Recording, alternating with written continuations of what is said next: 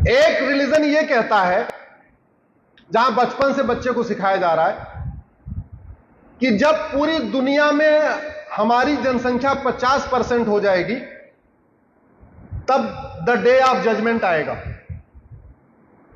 ध्यान से समझिए, उनके बच्चे बच्चे को सिखाया जा रहा है कि जब हमारी जनसंख्या 51%, 50 नहीं 51 मेजॉरिटी हो जाएगी, तब द डे ऑफ जजमेंट आएगा। फिर यह तय होगा कौन हेवन में जाएगा, कौन हेल में जाएगा, कौन स्वर्ग में जाएगा, कौन नरक में जाएगा। दूसरा रिलीजन भी यही सिखा रहा है, बस केवल शब्द अलग है।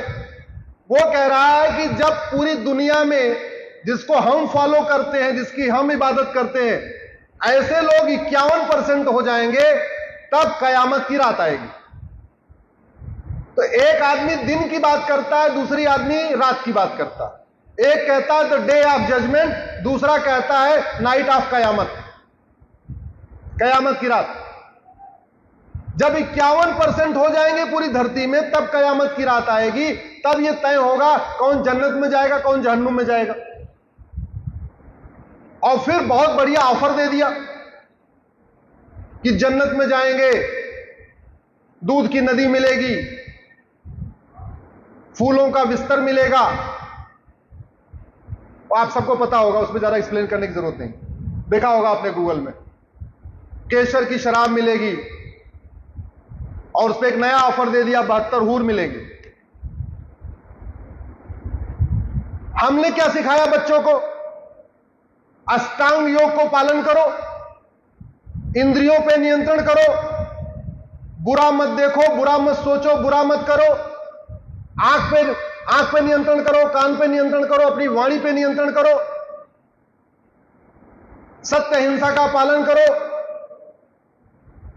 संतोषम परमम सुखम रखो, किसी से ईर्ष्या नहीं, किसी से द्वेष नहीं, तब मोक्ष प्राप्ति होगी।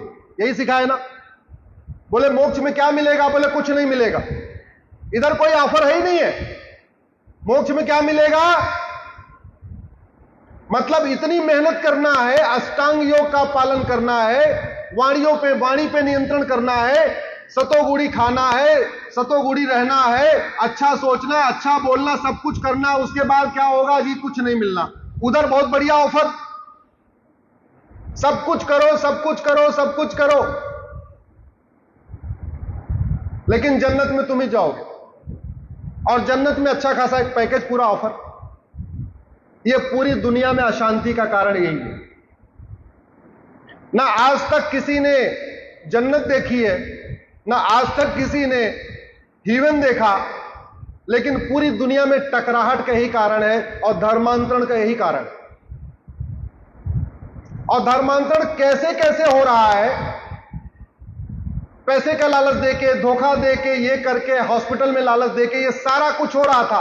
और आज तो आश्चर्य की मेरे सीमा ही नहीं रह गई जब मैं सुबह सुबह अखबार पढ़ रहा था कि कानपुर में एक धर्मांतरण हुआ है 10वीं के बच्चे का। आपको यह सुन के आश्चर्य होगा, कानपुर में पुलिस ने मुकदमा दर्ज किया है। टीचर ने कन्वर्ट किया है बच्चे को, और यह कह के कन्वर्ट किया कि तुम कन्वर्ट हो जाओ। सोचो, टीचर, स्कूल की टीचर, 10वीं का बच्चा, 10वीं का मतलब 16 साल का बच्चा, तुम कन्वर्ट हो जाओ और मेरे साथ रिलेशन बना लो। Can you imagine it?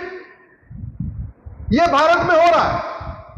बाकी सब तो पता चला था, लेकिन यह भी एक नया मॉडल है। यह कानपुर के पेपर में आज ही निकला हुआ है। मुझे किसी ने कानपुर से भेजा, मैंने वहां पुलिस से बात किया, बोले हाँ बिल्कुल सही बात, ऐसा हो रहा है।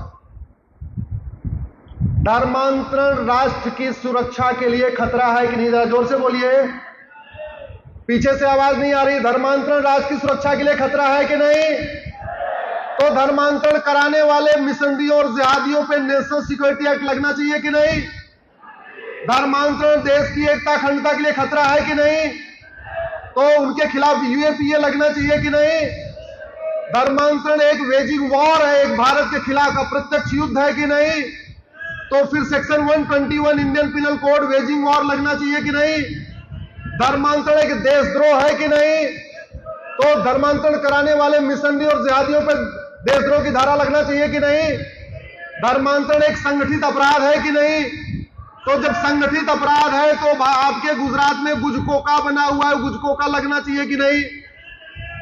मैं बार बार कहता हूं, सठे साठ्यम समाचरित, धर्मांतरण को रोकना है तो इनके खिलाफ एनएसए लगाइए, 1 साल जमानत मिलेगी नहीं। धर्मांतरण कराने वालों पे यूएपीए लगाइए, धर्मांतरण कराने वालों को बाहर से फंडिंग हो रही है, बहुत ही ऑर्गेनाइज क्राइम है, गैंगस्टर एक्ट लगाइए, गुजकोका लगाइए। धर्मांतरण अपने आप में देशद्रोह है, लेकिन इसलिए सेडिशन का धारा लगाइए, सेक्शन 124A।